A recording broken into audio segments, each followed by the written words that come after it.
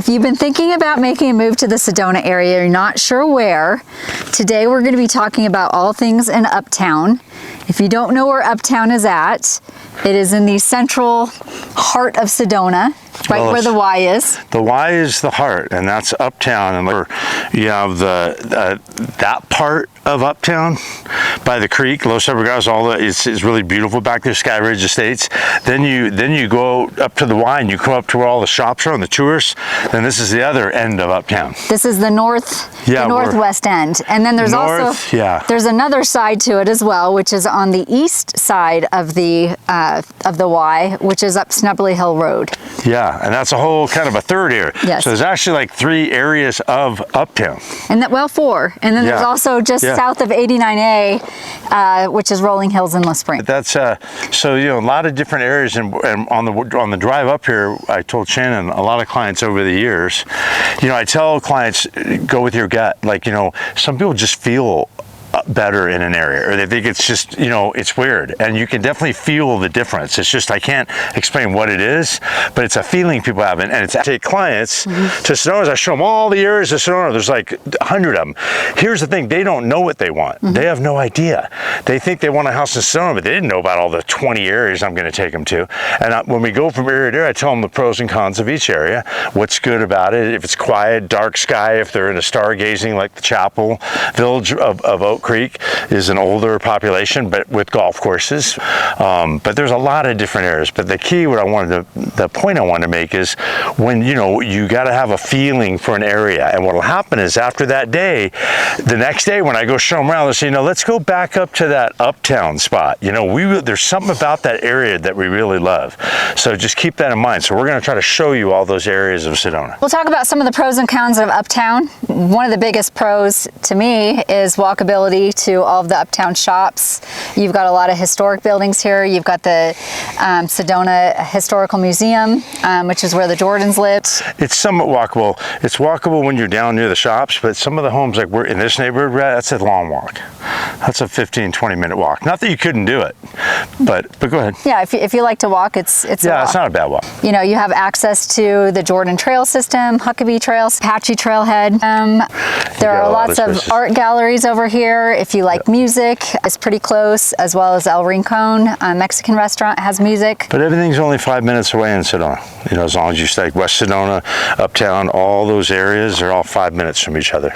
I would say in Uptown too, one of the cool things about it is you have something really for everybody.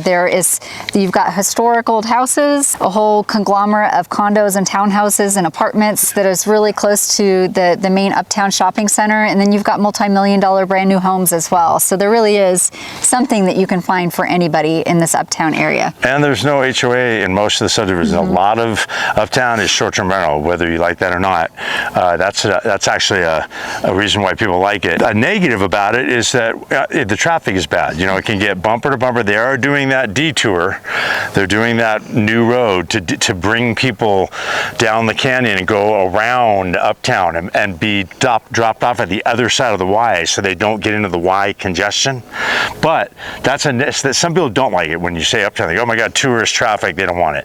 But when you get in these neighborhoods, like up on the hill, you wouldn't know. That's the thing. I mean, if you want that, it's 50 minutes that way. If you don't, stay up here. A lot of times what I feel like when I'm up in some of the Uptown areas, especially on this side, is I feel like I'm in a big bowl of red rocks, because everywhere you look, I feel like I'm in a circular bowl of red rock. This is debatable, whether this is a pro or a con, it just is, but Uptown is an area that continues to have investment from developers, investment from the government. As Paul mentioned, they are doing a big road to detour the traffic. And they're widening it into Uptown. They're doing some, and they're going to do this walk underpass thing. Yes. I thought they were going to do a pedestrian overpass, but we've just found out it's going to be, they're going to go under the bridge right by Tlaquapaque and go down underneath, underpass, but that will it'll end all the sidewalks. So all the people will go under there. That way traffic can flow. So they've put together, they're doing that. Paul has his development project called Sky Ridge Estates, which is hotels in Uptown. It's the only residential development that's happening right now. There's also another developer that's trying to propose another hotel. Two of them. Yeah, so I mean, again, whether you like that or not, that is something that's happening.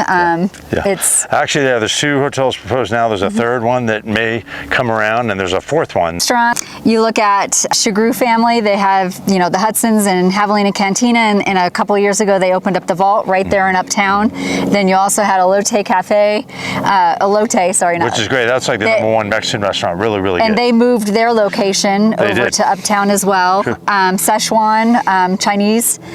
He built another Chinese restaurant in Uptown we sold in the last few years. Yeah. So it's not just developers and hotels and homes that are going up, but businesses are trying to plant the roots in Uptown as well. I mean, it's a tourist town, and that's, you know, I mean, that's not, I don't think that's a bad thing. You know, I mean, some people don't like that, but I mean, that's what we have going here. That's the big, it's like oceanfront, but we're rock front. You know, people come here to see this, and it is spectacular. Like right now, there's clouds in the sky.